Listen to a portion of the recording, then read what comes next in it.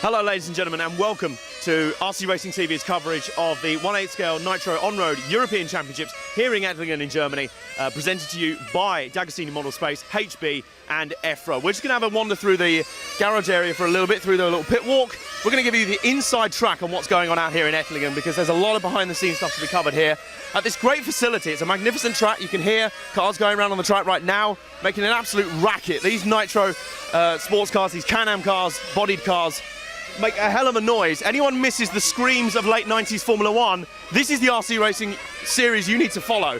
And what I'm most interested to find out from the guys down in the pits is track conditions, because at the moment the sun is beating down. It's beautiful weather out there today. These cars are rocket ship quick in a straight line, but the track, I had a look at it last night, very sticky on the surface. On the racing line, it's very rubbered in, and with the heat baking down, that's going to make the track surface very sticky. How do you set up your cars to go so fast through the corners? It's like watching a scale electric car. So we're just having a wander through the pit lane here. As you can see, absolute hive of activity.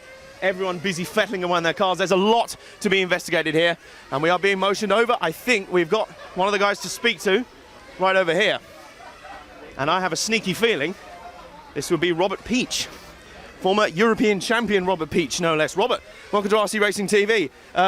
Your car is obviously in bits at the moment. We're all fettling with the cars right now. Just talk us through your car a little bit and the spec of it, and if you whether you're running a few new bits and bobs to help you get to the front this weekend. Yeah, I'm running the Mugen MRX5 WC.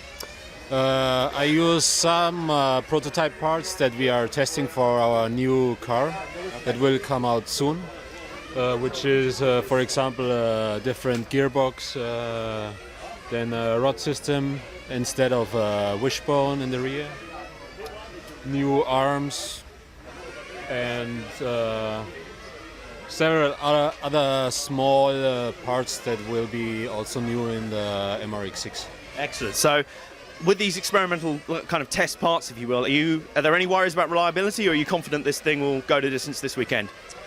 Yes, I'm confident with these parts. The reliability will be already about the same like before, but the performance of the car is increased a little bit with it. Excellent. So just talk us through a little bit your kind of goals and aspirations for the weekend. Of course, being a race driver, no one comes to a race event to finish second. You want to win this thing. So what are your hopes for this weekend, and who do you think are going to be your kind of ones to watch and main opposition between you and that trophy? I mean, to be honest, it's difficult to say at the moment, because actually the problem is to reach the 5 minutes. And today in the morning the weather was a little bit more cold, and now it gets more hot, so we will have a little bit more consumption than in the morning. In the morning I make 5 minutes, easy, but now I'm not 100% sure, so I expect that most of the drivers that are trying to make the 5 minutes will do a pretty safety run to reach it. I don't know. To be honest, I look as most as possible to myself instead of looking to other racers. But I think, like always, Dario, Simon, Tironi, many people that are here will be fast, and in the end you cannot say at the moment. Yeah. It's a very competitive field, so perhaps the best thing to do is focus on your own performance. Thanks very much for talking to us, Robert. Good luck for the weekend, and good luck for the whole event. Thank you. So that was very interesting. Some experimental parts on Robert's car. Told you very much about that.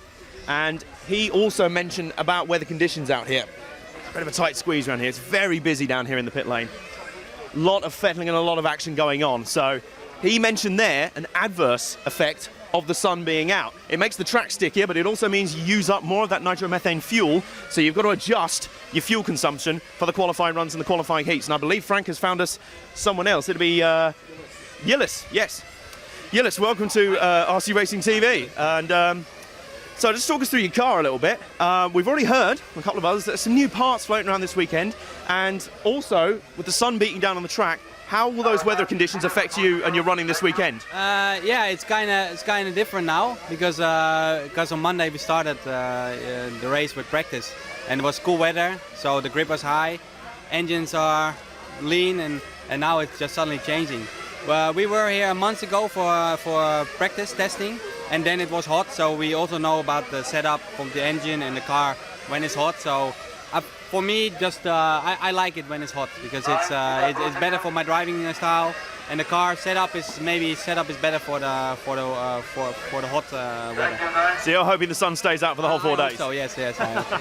And how important is that previous knowledge of this track in terms of getting an advantage on the competitors? Yes, it's really extremely important to have been here before, because we were here months ago, and the car wasn't that great. And in one month's time, we made some updates.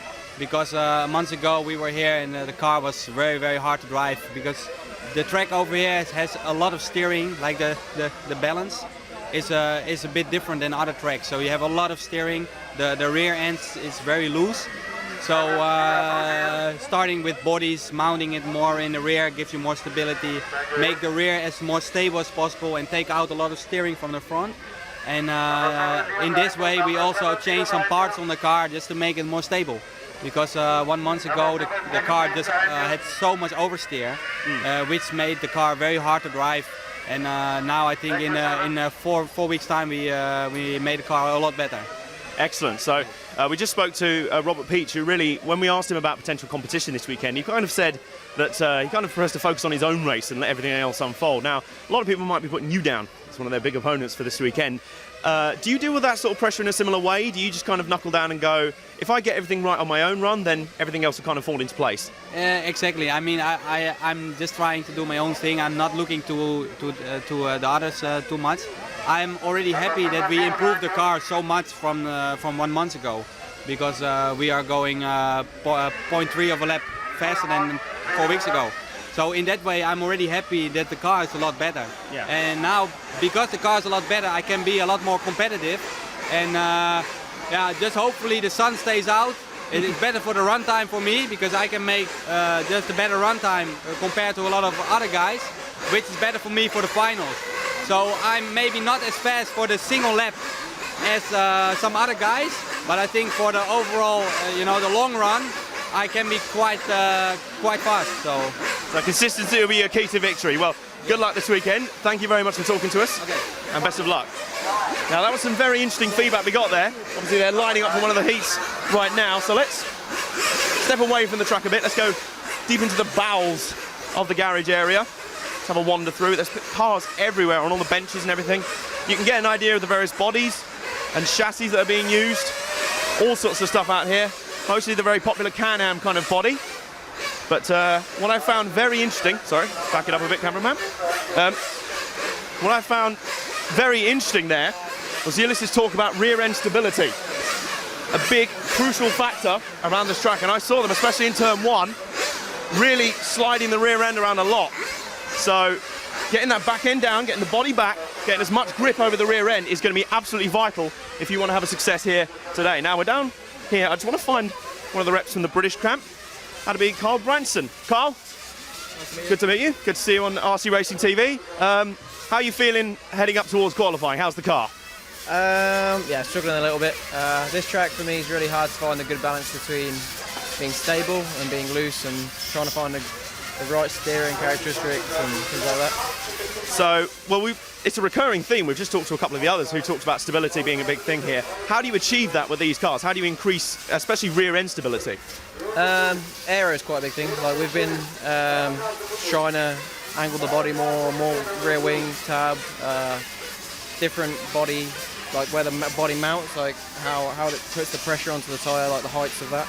But yeah, to find a good setup's pretty difficult for me. It's a very technical track out there. It's a very twisted track, a lot of hairpins, so you've got to get that balance. I mean, these cars are rocket fast in a straight line, we know that, and along the back straight that's going to be important, but through all those hairpins, races can be won and lost. Yeah, for sure. The surface is actually quite strange. It's quite really fine surface, and it produces a lot of steering. This is why I think it's hard to find a setup that's stable, because the car, you're always trying to lose the steering from the car, but you don't want to lose too much, and yeah, it's hard to find a balance. But I'm trying I've got a different rear block on, which is 6mm narrower than what we was running before. And for me, it's a little bit more stable, but I don't know. I'm still struggling a minute. At the minute. You're not quite there on the setup game, but we have no doubt that you'll find it across this weekend. But just tell us about your expectations of the weekend. Obviously, you're a race driver. You want to come here to win. Where do you think you're going to shake out, and who do you think are the real kind of you're going to be main opponents across the weekend? But at the minute, nothing. But if I can improve, then I hope obviously to make the main final and obviously to make the podium or even the win. But at the moment, it's looking a little bit bleak. But You don't believe in yourself. Come on, we know you can do this. yeah, I know. But I had a couple of good results before, but I don't know, just not feeling it. Still need to find that A game on the setup. Well, we hope you find it, Carl. Thank you very much for talking to RC Racing TV. Best of luck across the weekend. Well, there you go. That concludes our pit walk for RC Racing TV here at the 1/8 scale Nitro European Championships, presented by D'Agostini Motorspace and HB, as well as EFRA. Some very contrasting attitudes in the garage area at the moment. Very interesting. Some guys very happy with the sun and the setup. Others not quite there. Guys trying experimental setups. This is what this means. People are going to try everything to win here. They're going to try different parts. But the key, the big theme, stability of the rear end. Watch for that on our live coverage coming up over the next few days. So, enough talk. Let's get onto the track, shall we? We'll see you next time on RC Racing TV.